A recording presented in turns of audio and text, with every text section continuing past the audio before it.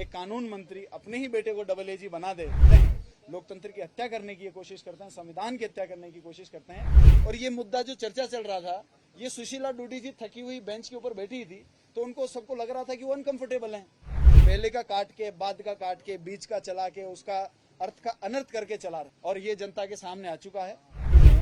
केवल हमारे नेता प्रतिपक्ष को जब विपक्ष पक्ष के लोगों ने बोलने से रोका, तो उनसे सवाल पूछा कि आप हमारे नेता प्रतिपक्ष को कैसे रोक सकते हैं।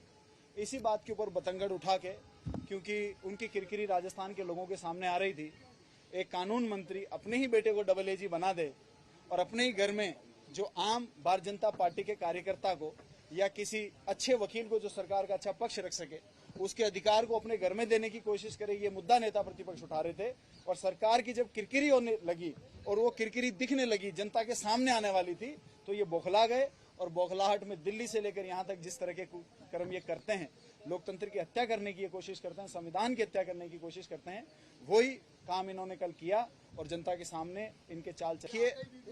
बिल्कुल बिल्कुल ये मेरा वीडियो है, देखिए क्या होता है। वैसे तो मैं इस प्रकार की ओछी मानसिकता और सोच रखने वाले लोगों को जवाब कभी नहीं देता, लेकिन ये माताओं और बहनों की अस्मिता से उन्होंने जोड़ दिया, उसलिए एक जिम्मेदार नागरिक और जिम्मेदार जननेता होने के नाते मुझे वो बात आपको बतानी चाहिए।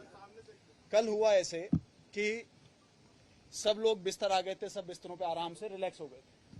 सुशीला डूडी जी बेंच पर बैठी हुई थी, पूरे दिन के हंगामे से बहुत थकी हुई थी। एक विधायक ने उनसे आग्रह किया, सीनियर विधायक ने, कि बहन जी आप घर चले जाओ, हम हैं यहाँ पर रात को, आप चिंता मत करो, आप थके हुए लग रहे। तब उन्होंने जवाब में ये कहा कि आप चिंता मत करो, अगर आप लोग यहाँ हो तो हम भी यहीं रुकेंगे। तब दूसरे विधायक ने ये कहा कि कोई बात नहीं, अगर बहन जी थक गई हैं तो इनसे छोटी विधायक बहुत हैं, वो इनके पैर दबा देंगी, इसमें क्या हो गया। उसके साथ में मैंने कहा तो यार दबाना ही चाहिए, इसमें तो अच्छी बात है, अपने से बड़े विधायक के पैर दबाने तो अच्छी बात। मैंने तो संस्कारों वाली बात करी। और ये मुद्दा जो चर्चा चल रहा था, ये सुशीला डूडी जी थकी हुई बेंच के ऊपर बैठी थी, तो उनको सबको लग रहा था कि वो अनकंफर्टेबल हैं, शायद नीचे जो गदेले लगे हैं उन पर नहीं आकर वो बेंच पर बैठना, इसलिए आप घर चले जाइए, वो बात हुई थी।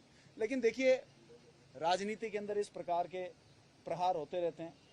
भारतीय जनता पार्टी के पास में कोई मुद्दा बचा नहीं है, इसलिए वो इस प्रकार के पहले का काट के, बाद का काट के, बीच का चला के, उसका अर्थ का अनर्थ करके चला रहे। और ये जनता के सामने आ चुका है। देखिए,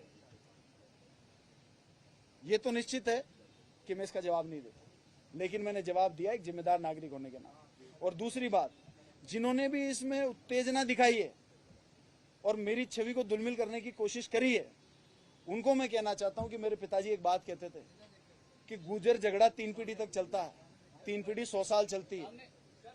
तो अगर मेरी निजी छवि बिगाड़ने के लिए कुछ लोगों ने जल्दबाजी में इस काम को किया है और वीडियो को काट कर एडिट करके, तो मैं चाहे 10 साल में, चाहे 20 साल में, चाहे 25 साल में उनकी गलती का उनको एहसास जरूर कराऊंगा। ये मेरा आपसे